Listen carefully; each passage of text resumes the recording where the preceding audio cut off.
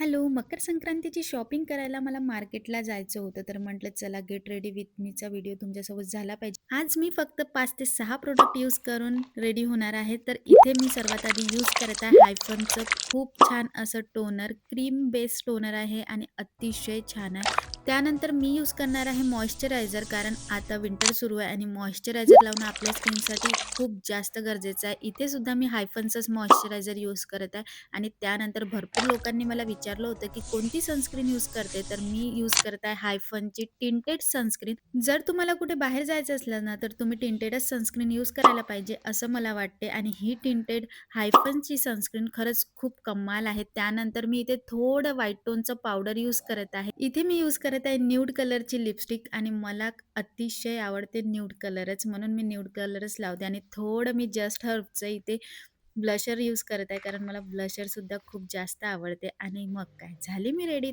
Hair करायचे राहिले होते, तर म्हटलं चला पटकन हेअर करून घेते. तसं तर मी बनच टाकते, कारण इतके लांब केस बाहेर मोकळे सोडायला मला तर अजिबात नाही आवडत आणि मला सुचत सुद्धा नाही.